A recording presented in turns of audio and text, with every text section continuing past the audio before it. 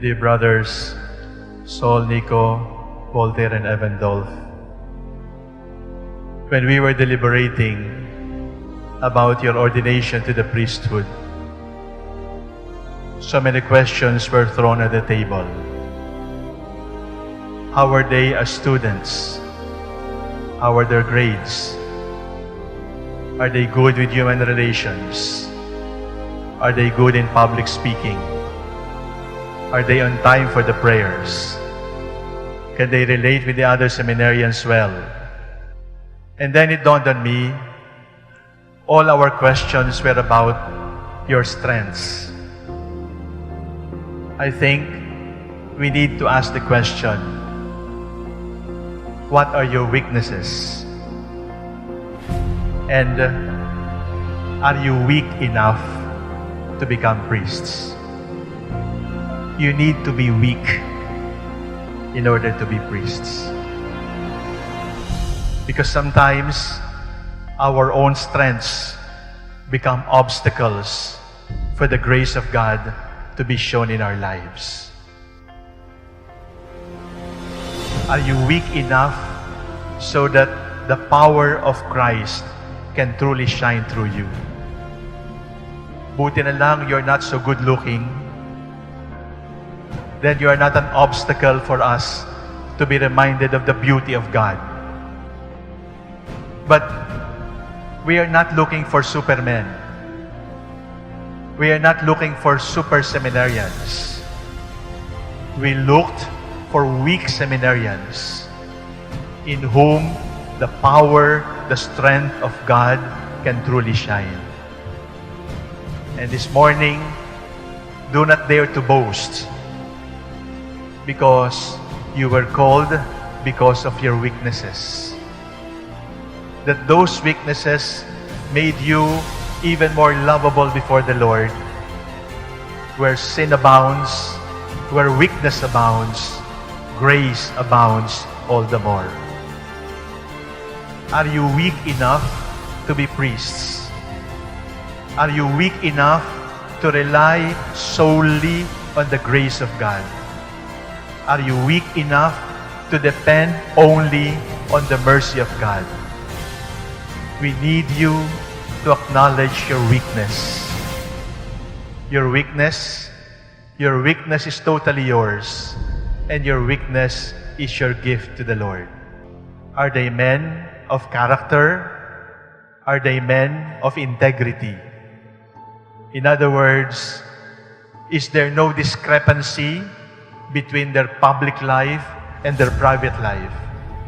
I gave up asking if you are men of integrity and men of character. Because, brothers, we are not looking for angels. We are looking for men who can be priests. And therefore, my second question to ask is he broken enough to be a priest? Because if there is not enough brokenness, there is not enough participation in the passion, in the dying of the Lord. And seminary formation is an exercise, is a formation in breaking and breaking and breaking until you are crushed.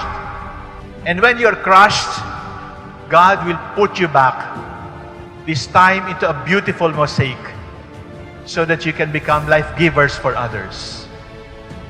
Be careful with the breaking of the bread, because you're breaking the body of the Lord. And if you break the body of the Lord, you also promise the Lord, Lord, break me. I give you permission to break my body. Brothers, I need to warn you, sometimes that breaking of your heart can come from me.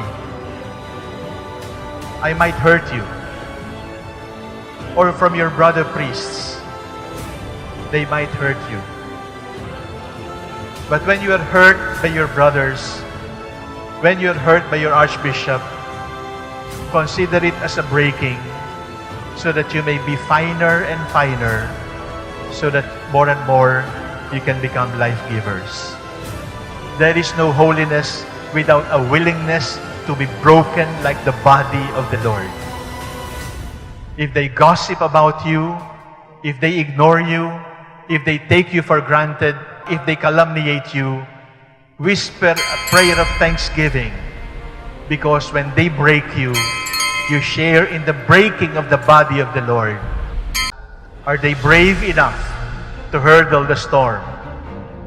Are they brave enough to defend the faith? We were looking for brave men. We are looking for courageous men to stand up for the faith, to be martyrs for 2018, 2019, and beyond. My third question, my dear brothers, is, are you afraid enough to be a good priest? Are you afraid enough so that you can be good priests? You must be courageous against error, but you must be afraid of sin. You must be brave to stand up for the Lord, but you must be a coward to be separated from Him. You must be afraid of hypocrisy. You must be afraid of celebrating the Mass in sacrilege. You must be afraid of lying. You must be afraid of lust. You must be afraid of stealing money from the people. You must be afraid of comfort. You must be afraid of convenience, because all of these distract you from your real vocation. God knows you more than you know yourself. And the beauty of it all is, even if God knows you inside and out, He still calls you, "Come, my beloved, follow me." Are you weak enough to be priests?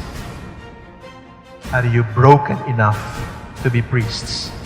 Are you afraid enough to be priests?